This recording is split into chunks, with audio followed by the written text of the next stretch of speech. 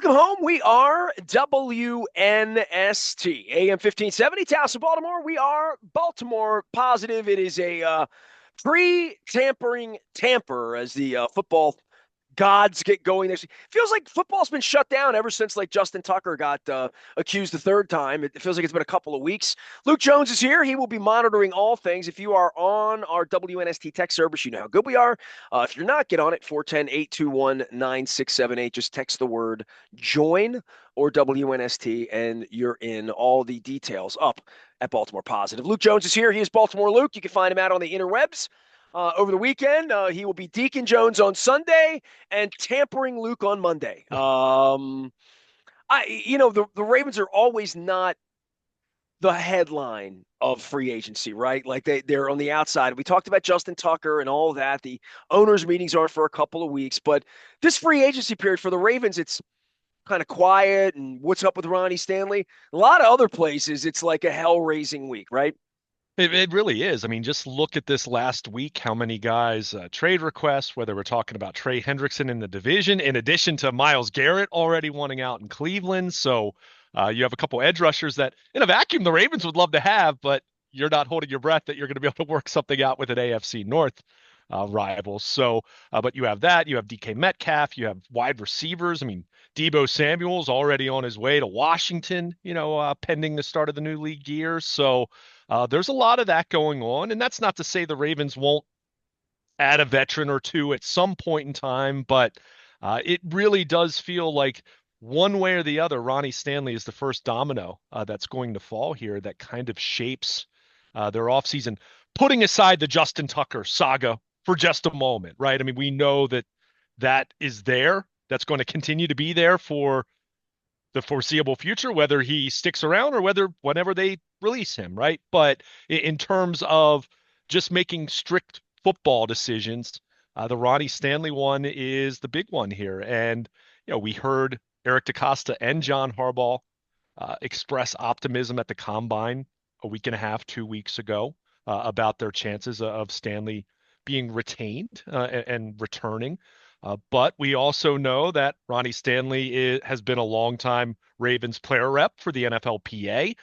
This is a generalization, and there are always exceptions to the rule. And certainly, you're talking about a 9-year business partnership between the sides. But generally speaking, the union isn't in the business of giving incumbent teams hometown discounts to stick around. And hey, we're on the cusp of at least the tampering period, even though let's call a spade a spade. Tampering has been going on since at least the combine, if not before then. So I think there very much is a sense of if Ronnie Stanley hits the market, it's going to be really tough to keep him, right? I mean, Kansas City just traded Joe Tooney, their all-pro left guard, who they had kind of used as a last resort at tackle, and we saw how that went against the Eagles in the Super Bowl. So could the Chiefs shuffle around enough cap dollars to make a run at Ronnie Stanley? The Patriots, you listen to any Patriots reporters. I mean, Ronnie Stanley's been one of the big guys they've talked about for the last 6 weeks in terms of making a run. So, By the way, that's pretty pathetic if your franchise is waiting on Ronnie Stanley to fix you. You know what I mean? Like, I'm well, not saying that the Ravens would cut yeah, bait with him. I don't know that they're going to have a better solution than him. And yeah, let's go back a year. Let's go back a year to sure. Morgan Moses and Kevin Zeitler and how they felt about those guys at that point. Zeitler was a guy that was not injured, not old, not tired, and played pretty well. They felt like, he was a good dude, a kind of guy that they let him go, and it was Yeah. over a lot less money than Ronnie Stanley. And I look at Ronnie Stanley and say, well, do we not value him enough? Here's how much I value him, Luke. And for our audience that just woke up, that's just discovered me in the last 10 minutes, the day he got injured during the first injury, was that pre-plague? Wasn't that like 19, 20, 21? It was somewhere in there. It He was got 20. injured, 20, It was right? 20. The first year with the pandemic. Yeah. Yeah. So when he got injured in that game, I looked at my wife and said, they can't win the Super Bowl without that guy. Now, that's a young Lamar and a Hmm. younger Ronnie Stanley. It was a different complement of players around him. He didn't have the wide receivers and all of that. But he had still played well. It's still been a, MVP caliber kind of guy in 19. But the loss of Marshall Yanda affected them. There's no doubt about that. And replacing him, I don't see Ronnie Stanley as that guy, but maybe I'm wrong. I mean, I don't know who they would play with next year at a discount and say it's going to be just as good. I don't know how much they love Ronnie Stanley. I really don't. We're going to find out, though, aren't we? Yeah, well, you indirectly bring up the point that I've really wrestled with a lot over the last, since the season ended. I mean, even going back to last year. I mean, keep in mind, you mentioned last year they cut his pay, right? You know very well, having whether you're talking about the Ravens or any number of other teams Most in the guys league. fly when you say you're going to When cut my pay, right? Well, but the other side of that is you're prepared to cut that player if they balk because the first time you ask a player to take a pay cut and he says no, and then you say, okay, we're good. The next guy and the next agent knows that you're not going to stand your ground there. Part of that whole song and dance when you ask a player to take a pay cut is you're willing to walk away. So the Ravens a year ago at this time did cut his pay, did void the last year of his deal, which allowed him to become a free agent a year earlier. And look, the perception at that point was, oh, there's no way this guy can play on the last couple of years of what had been a 5 year, $98.5 million contract. Yet a year later, after, to his credit, a really good contract season, first time in his career, he started all 17 games. He played not at an elite level, but played well enough to be a Pro Bowl alternate. And so he did everything he could through that lens. Practiced, didn't take vet days as he was apt to do even 5, 6 years ago, and did everything he could. So he's earned the right to a payday. Now that said, and you just alluded to this, you have to understand what you're paying for and what you're getting here. Uh, Look, Ronnie Stanley just had a contract that, as I said, acknowledging the last year of it was voided. He was paid very handsomely for not being available or effective or as effective as he could have been because of the injuries for a large chunk of that 5 year period. Yeah, he made So 40 or $50 million without playing, and then last year played cheap but played better. And the question is, did you give some of it back? Do you want more of it back now? But yeah, he's a 3 year, $60 to $75 million player on Tuesday, right? I Literally. mean, it's funny you mentioned that because I've been asked this question a lot.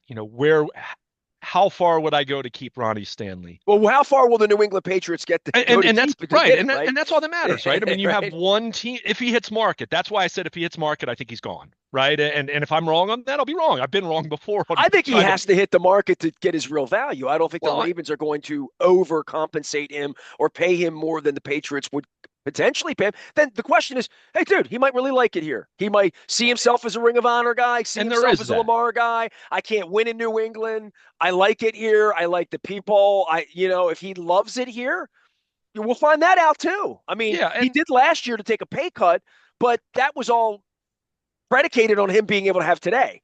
That yeah, pay and cut he didn't. was, I'll give you. I do this with sponsors. I'll give you a little back now, but later on, you got to pay me what we're worth, right? I mean, so I Right. think that's there's emotion in this, right? There is. They're always, especially when you're talking about someone who's been with you as long as these two sides have been together, right? I mean, you're talking about nearly a decade. You're talking about one of your longest tenured players. So there's always some of that. You're talking about someone who suffered a horrific injury that basically cost him 2 full seasons, right? I mean, it was from midway through 2020. Really, he played week 1 in 21 and then he was done. And then it was what, week 5, week 6, whatever it was in 2022 when he was back, right? So that's a long time. And there is a lot to the rehab process there. And there's a lot of sweat equity that goes in there. There's a lot of mental strain on the player's part, I think, when he can't perform at a level that he's accustomed to performing. And also, there is a human element here. No, you're not going to give the money back because you signed a contract. And if you got hurt, you're entitled to that money. No one's suggesting otherwise. But there's still very much a sense of letting your team down, letting your organization down when you get hurt and you can't play. I've heard numerous players say that, right? That's human nature when you sign up for something and then you can't perform, right? You're not out there or you're not performing at a high level. So a year ago, this was at a very different place because he was coming off of a 2023 season where he had some injuries and he flat out said, I mean, he was very critical of his own play. So A year later, this is a different cause, but a different case, and he's in a better place health wise, performance wise. But I think you also have to recognize this isn't Jonathan Ogden in his prime. This isn't Ronnie Stanley 5 years ago in his prime pre ankle injury. So how far are you willing to go? I think, you've heard some reports, coming out of the combine estimating his value probably being fringe top five tackle money, considering he's the best tackle to hit the market here if he does indeed hit the market. So you're talking north of $20 million a year average annual value. Now that's a very broad way of looking at it. What's the guaranteed money, right? What's the guarantee? What's the guarantee the first couple years? All of that. So, Well, it's also hard to figure out whether is he a 1 year player or 2 year and player. that's the You thing, can't right? think of him as a 3 year player And at that's this the point. thing. I mean, you could sign him. Look, you could give him a deal that says 5 years, $100 million, and it looks very similar at face value to the deal he signed 5 years ago. But how much guaranteed money is in that? Is that really a 2 year deal and then a team options after that? I mean, that's the big key. Well, I as a think, union guy, to your point, the union guys always have to get they always have to raise the bar. yeah, and I think for him, I mean, it's really the guarantee. And look, we mentioned New England just as a very obvious one. There are probably 10 other teams, at least 10 other teams out there that, all things being equal, they'd like to have Ronnie Stanley if they could sign him, right? So I think that's where this is challenging. But if you're the Ravens, all right, I think at the start of the offseason, there was a thought of, would this be 2 years 40? Would this be 3 years 55? Would this be 3 years 60? But like, what's the first year guarantee? What's the guarantee at signing? But if it's going to go more than that, I think you do have to be prepared to say we shouldn't do this, right? We love the guy. We know we don't want to be in a position ideally where you're replacing your left tackle at the same time. You can't pay him like he's Jonathan Ogden back in 1999. And obviously relative because the cap is so much more than it was even 5 years ago, let alone talking about before that. But I think where you should take a little bit of solace if you're a Ravens fan and you're looking at this situation, it's exactly what you just said. I mean, look at where they were with their offensive line a year ago at this time. Look how many conversations you and I had, and it wasn't this hot take, oh, they're doomed with their O line kind of tone, but there was very much a concern and very much an unknown about how you're going to proceed with your offensive line. And then how did their offensive line turn out this year? They figured it out. Was it the best in the league? No, but they played at a high level. They played at a high enough level when you have Lamar Jackson and Well, the understanding what penalties, he does. I would come back and say when Well, you lead the yeah, world in penalties, okay, I understand that, yeah, but they still had an unbelievable they're effective offense. players. I They had agree an with that. Yes. incredible offense, right? And look, it wasn't a perfect offensive line. That's why I said it wasn't number one in the league, but they were in terms of how they performed relative to the overall performance of the offense.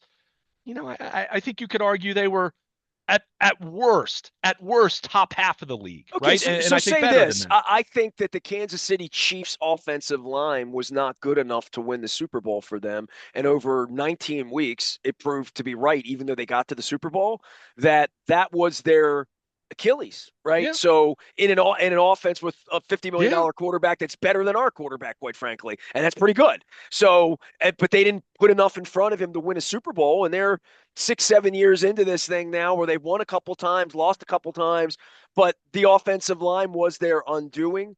I don't feel like last year's offensive line was the Ravens' undoing, or no. would have been had they have gotten to play Philadelphia. Maybe in the end they wouldn't have been good enough and lost to the Eagles in the Super Bowl, but they didn't. We have to worry about that. They couldn't even get there. But it wasn't because of the offensive line.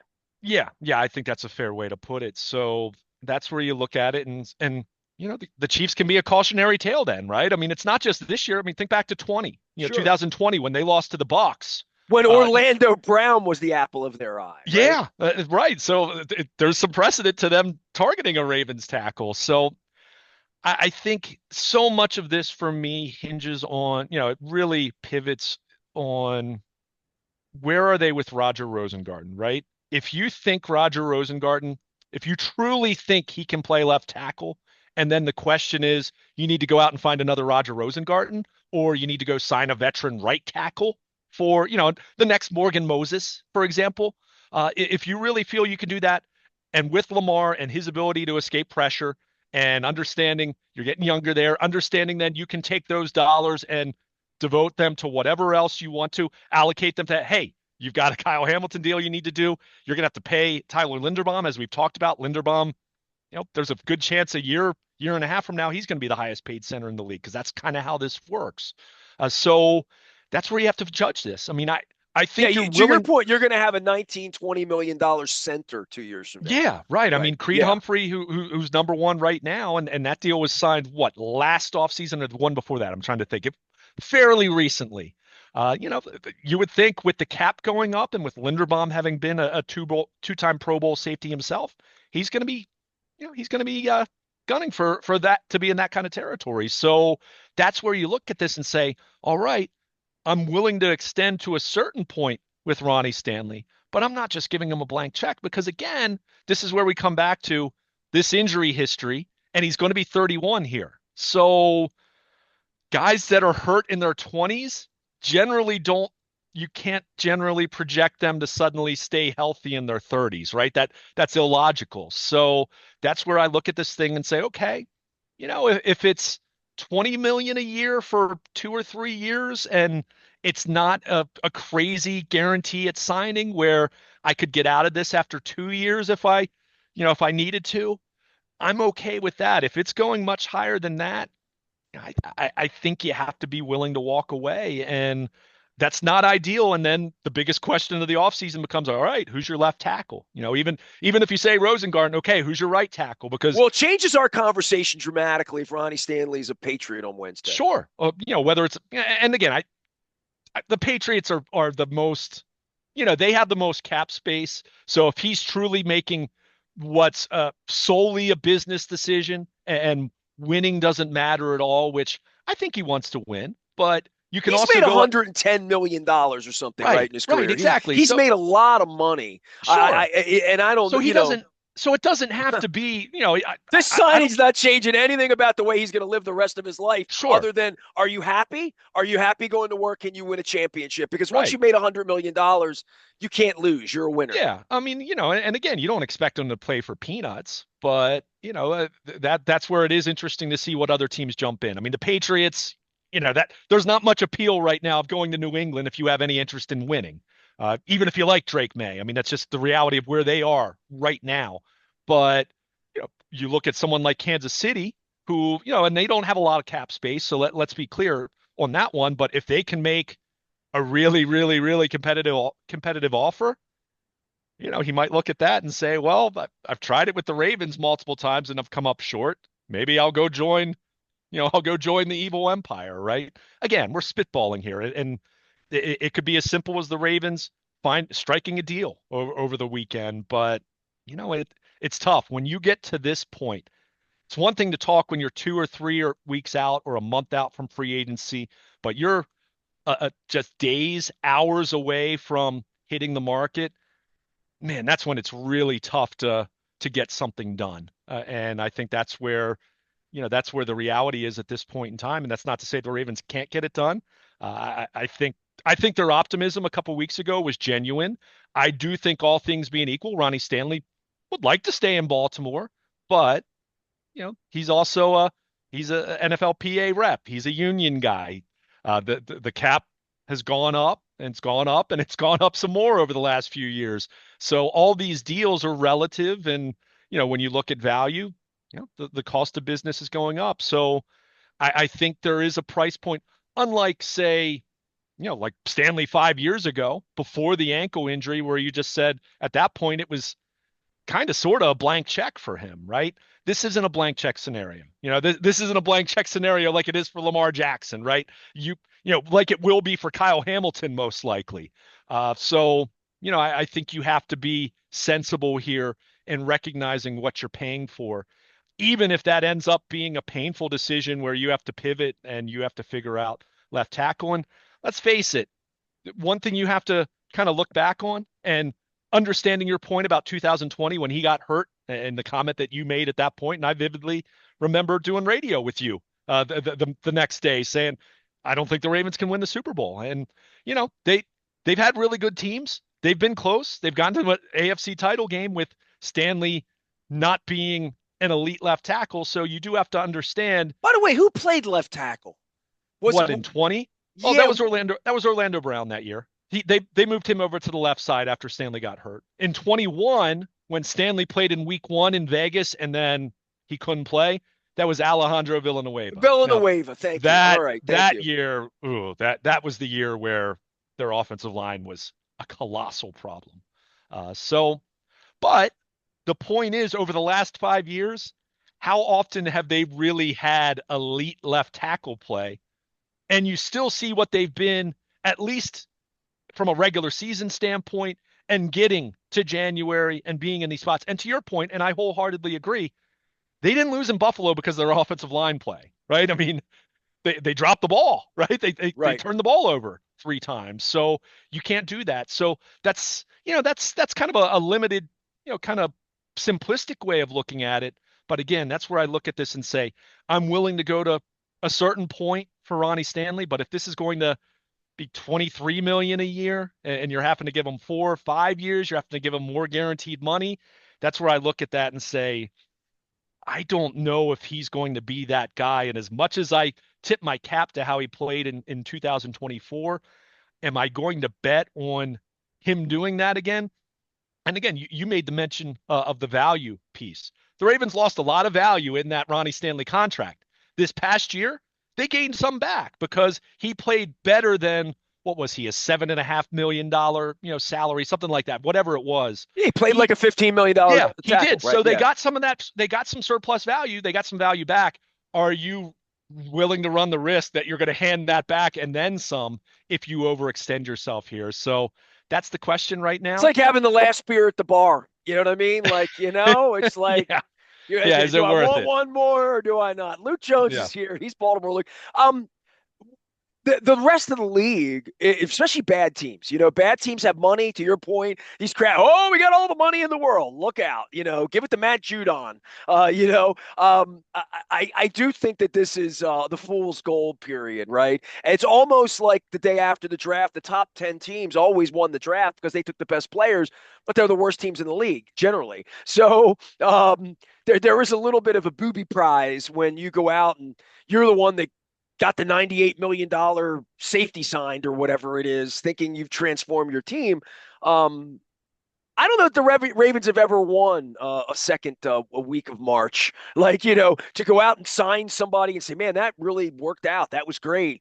And a lot of times, even the players they've lost this time of year, this organization's, I don't need to speak of their arrogance. I think you're well aware of their arrogance, that they just believe we'll just get comp picks. I mean, like, Yeah. that player is good. He'll go sign there. We'll get comp picks for him. He's gone. And they accept that. And it may be harder in other places where general managers lose their job every 3 to 5 years. And Hmm. there's new socks around here where these guys all know everybody's secrets inside the building and they all have jobs for life. Um, I, I would say for them, this is they don't feel like they need to win this week. There's no headline they have to have. They just need to have a good football team by the end of the week. Yeah. I mean, and again, the Stanley piece is really driving this, but if you lose him, that doesn't mean you're going to go out and throw a ton of money at another left tackle, right? I mean, he's perceived to be the best left tackle hitting the market. You mentioned, big splashes. I mean, 3 years ago, they made a big splash signing Marcus Williams, and well, they're going to release him this week officially. And we've known for months he's going to be released. So it's not news. So, yeah. And look, that doesn't mean that you can't make a savvy signing. I mean, Derrick Henry, they didn't throw big money at last year. They threw some money at him, and that worked beautifully for them to the point where they're going to have to, that's something else that I at least should mention in passing. The Saquon Barkley extension certainly makes the price for extending Derrick Henry, who is 3 years older. I mean, he's not going to get Saquon money. We know that, but probably makes that, tacking on a year or two to his deal, maybe a little more complicated, a little more expensive. Well, I did Uh, see a Derrick Henry Oiler jersey on sale. It had a 99-cent bid. So if he's going to stick around, I can get you one if you want one. right. But I mean, but those are historically, those are the kind of signings the Ravens make. I mean, they're not going to go out and sign lucrative big pieces. And generally, when they have, it hasn't always worked out well. I mean, that's what it's funny to hear some of the discourse this week about safety. And obviously because, Kyle Hamilton is tremendous, but you'd like to put him back in a position where you can move him around a little bit more. If you do that, that's dependent on adding another safety, whether it's via the draft or a free agent. But let's call a spade, Nestor. Over the last 10 years, the Ravens track record with free agent safeties, it hasn't been all that hot. Okay, I'll give you Eric Weddle. That worked out well, but Tony Jefferson, you love the person. He didn't play like the contract that they gave him. Earl Thomas, say nothing more, and Marcus Williams. So my point there isn't that no, you can't go out and sign a safety, but it's a buyer beware kind of scenario to make sure you have someone that's going to fit. So I think if you're the Ravens, and again, Stanley is the major caveat here, and acknowledge the Tucker thing right now, although no one's going out and signing a kicker on the first day of free agency anyway. Even if there's a veteran kicker that they might have their eye on just in case. But I think you look at the Ravens, the rest of their roster, they have plenty of positions they could do some work on, right? Corner, they certainly could stand to add another corner, but you do have Marlon Humphrey and Nate Wiggins. That's a really good start there, even though you're going to need a third, whether that comes in the draft or whether that comes in signing some kind of veteran on a value deal 5 days into free agency. And we've seen them do that. We've seen them sign Brandon Carr and guys like that over the years. So that's certainly doable. But you kind of go down the list, corner, edge rusher they could always add to, right? I mean, Kyle Van Noy's a year older, Adafe always in a contract year. Your your young guys are completely unproven, haven't done anything to really instill much trust. I mentioned safety, kicker. I already mentioned that. You could always look at another guard. What's going to happen with Patrick McCary? We've talked a lot about Stanley. What's going to happen with McCary, right? I don't think you're giving McCary lucrative money, but someone else might give him pretty decent money after the year he just had. So, are you willing to let him go and say, all right, we'll go with Falele? And Voorhees was our starting left guard the first 3 weeks of the season until he got hurt. We'll look at that and we'll try to draft a guard on day 2 or something like that. So, my point is you can kind of go down the entire depth chart and every position other than running back, because they have Derrick Henry, Justice Hill, Keaton Mitchell. They're pretty set there, right? It's not really much of an argument to make for adding another running back. But you could look at every other position, even tight end, because what's going to happen with Mark Andrews, right? We've talked about that. We'll see what happens. There could be a resolution here very quickly, one way or the other, with Mark Andrews. So could you add a tight end if you're trading Mark Andrews, even if you're going to extend likely? So my point is they have plenty of areas that they can address, but their most pressing needs, again, it's really dependent what happens with Stanley and left tackle, and then what that could mean for right tackle if Rosengarten moves over, if Stanley ends up walking. So, they my point is they can cast a pretty wide net here. And generally speaking, when you're talking about having a bunch of positions you want to address, but you're not in dire straits that you must add someone at a position, that's kind of that's kind of where you want to be. And again, left tackle, that's the big one. It's the big one way or the other. We're going to have a resolution here, and that's either going to be their overwhelmingly biggest need, or they'll have them signed, and then okay, what else can you do? But you look at every other spot on the field. They need to add a number 3 wide receiver, right? They tight end, I already mentioned. You could add another guard. Defensive line, interior defensive line. I think you could add some depth there. What's going to happen with Brant Urban? Michael Pierce is another year older. Linebacker. I think you really want to see, hopefully, Trenton Simpson's ready to put that last year behind him and become a starter, because you can't. I don't think spending money on another inside linebacker is the optimal option here. So you can kind of look all around and you can add a piece here or there. Backup quarterback. I'd be remiss if I didn't mention Josh Johnson's going to be, what, 39? Oh, if he's not already. So are you willing to just have him be your backup again, or are you going to look at another option there? I don't think you're spending much money on that, but it's still something you need to do. So, they do have quite a few. I struggle to call them needs, but they do have quite a few positions where they certainly could stand to add and augment and fortify. So, that's kind of where you're looking. And look, that's probably not a big surprise because you're talking about a roster that's been very balanced and very good overall the last couple years, right? It's why they've been so successful in the regular season. So, what exactly can they do to get over the hump?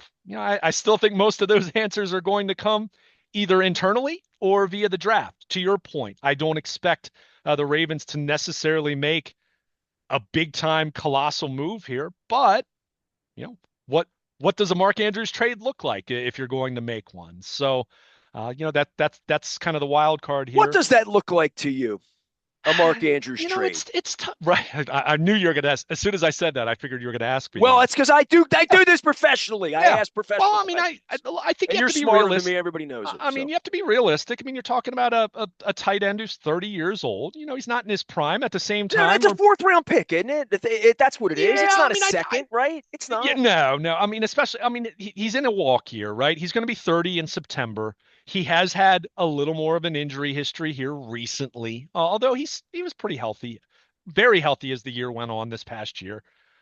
So. Yeah, I think some of it you gauge up against, okay, if you let it play out and you let him play for you in 2025, what kind of contract is he going to get on the open market? Probably not so lucrative that you'd get a third round comp pick. You're probably looking at most a fourth round comp pick, and maybe not even that. So if a team offers you a fourth now in this year's draft, you might be you're tempted to do that. So I struggle with the idea of just giving him away. I don't want this to turn into an Anquan Bolden scenario where you trade him for a seventh round pick, like the Ravens did over a decade ago, and we know how that went.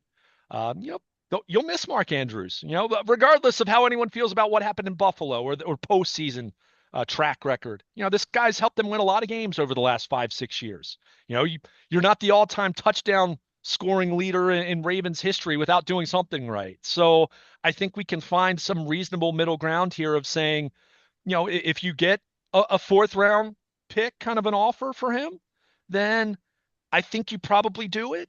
But at the same time, you acknowledge, hey, this is going to change the makeup of our offense. One, we better get something done with Isaiah Likely in his contract year, and he's going to have a bigger role. But what else does that mean? What does that mean in terms of target distribution? Does that open up more for the wide receivers? Does that open up more for Charlie Kohler as the number two tight end? Do you draft another tight end in, day three, right? In the way that they did with Kohler and Likely.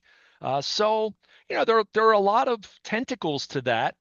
And there's an acknowledgement of, yeah, if you do trade Mark Andrews, if you do part with Mark Andrews, that's going to change your offense. I mean, he's been Lamar Jackson's safety net. I mean, Lamar's even said that. He's called him my safety net. When things are kind of break down, he's the guy I look to. So if you're going to part with that, and I understand if you're going to from a cap standpoint, you have to acknowledge then, yeah, your offense is going to have to evolve here, and you're not just running it back. And you might even have some early season growing pains as a result of that next year. I don't think their offense falls apart because, Mark Andrews hasn't been their entire offense. Lamar runs the ship, right? Or drives the car here, but that would be a pretty striking change. So I think you need to at least tread carefully in proceeding. And I'm sure they've thought about it. I would hope they've talked to Lamar about it if you are indeed moving on from Mark Andrews, and I'm sure they have. But yeah, I think at fourth round that feels reasonable to me, right? I mean, for someone who still caught 11 touchdowns last year. I mean, he had the bad September, we get that, but you take away September and you kind of play out the rest of the season, his numbers, they were very Mark Andrews like after that. So, how much of it was the ankle? Remember, he had the car accident in August last summer, and I think that impacted him as well. So, I know this is still a good player, but I also understand if you say, hey, we can't pay him and Likely, and Isaiah Likely's 4.5 years younger. So I think that's where you look at this thing and say, it makes sense to move on from Andrews and get something done with Likely, hopefully sooner than later. That's something you'd like to be proactive about if you are going to make this move. But I think that's the big question. But no, second round pick or anything like that. No, I mean, you're talking about someone in a walk here. I mean, we see, we saw what, it's a different sport, but look how little the Orioles had to give up for Corbin Burns, right? In a walk here, and you're talking about a Cy Young Award winner there. So when you're talking about any player that's in a walk here, you're not going to get lucrative compensation. That's why I kind of laugh when I hear the Seahawks talk, with the DK Metcalf thing.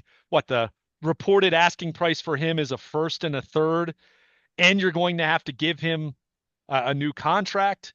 I'd be skeptical if they ultimately get that. I mean, maybe they will because DK Metcalf is a heck of a talent when he's healthy. But I for a tight end who's 30 years old, you're probably not going to do much better than a fourth. Maybe there's a pick swap involved. Maybe you swap second round picks with a team that has a much better second round pick. You can get creative with some of these deals, but no, you're not getting a first round pick for Mark Andrews. You're not getting just a second, a second round pick alone for Mark Andrews. It's going to be compensation that's going to be less than that, and you kind of have to weigh, what's going to be worth it for you to do that, understanding that you're going to be walking away from a player who's been a really important part of your offense for a long time. Here's Luke Jones. It is tampering period. It's free agency. It's the NFL. We're inching closer to baseball season. We're going to be in Toronto, Canada, as well, I'll be the ugly American. You can be the guy that keeps us safe as we go and hang out with Geddy Lee. By the way, speaking of Canadian musicians, Rick Emmett of Triumph joined me for about an hour this week, talking about his new project and album and his music. Also had some wise Canadian words for the Americans in regard to politics and in regard to coming to Canada. By the way, he told me this hat, wear this hat, and I'm good. So I'm going to wear this hat when I cross over. The border at Niagara Falls. You got your passport stamp? You ready? I mean, since you cost us this Florida trip next week, I'm going to be after you Monday, Tuesday, Wednesday, the whole thing. I mean, if the Orioles win one of these big spring training games on Monday or Tuesday, I'm going to be upset with you. Let's at this point, let's just hope they get through those games without any more injuries. I mean, now we're talking about Grayson Rodriguez with his tricep. Tyler O'Neill was scratched in the game, even though it sounds like it's minor. Imagine that. Yeah, I mean, it's just, at this Peter point, King and I have been going back and forth. The football writer, Peter King and I, we were texting a couple weeks ago. He's a big Tyler Red O'Neill. Sox fan, right? Yeah. So he hit me. He's like, he's going to hit 41 home runs in 94 games for you this year. Hey, with the new left field wall, I mean, that might be the idea. But yeah, I mean, you're at the point now where it's just like, just start the season. I mean, get to late March. I mean, you don't want guys getting hurt in these practice games. Stupid games. Yeah, but That's why we're not going next week. They're just stupid preseason games. We have the important Ronnie Stanley debate here the next couple of days. All right, Luke will be monitoring all of that while we're ignoring baseball because it's what we do. I will be following Towson basketball. We're going to be over at CVP, Charles Village Pub on Sunday at noon. I'll be back on Monday at 6 if they win, and then Tuesday at 7 if they win that one. We're doing the show next Friday at Charles Village Pub. It's all brought to you by the Maryland Lottery. I will have the Magic 8-ball scratch-offs. We gave away some of those at Fadley's on Thursday. Had great guest on Thursday. Had Megan McCorkle stop by. She was great. We talked a lot about the Lexington market, everything going on down there as baseball season returns. American Cancer Society. We also talked to a police officer and his staff about preparing youth for tomorrow. So we're still serving the community out there. My thanks to everybody who invited us out for the Addies on Thursday night as well. All the advertising agencies, they loved my long hair. I am Nestor. He is Luke. We are WNST, AM 1570, Towson, Baltimore. Have a great weekend, Baltimore. We're Baltimore positive.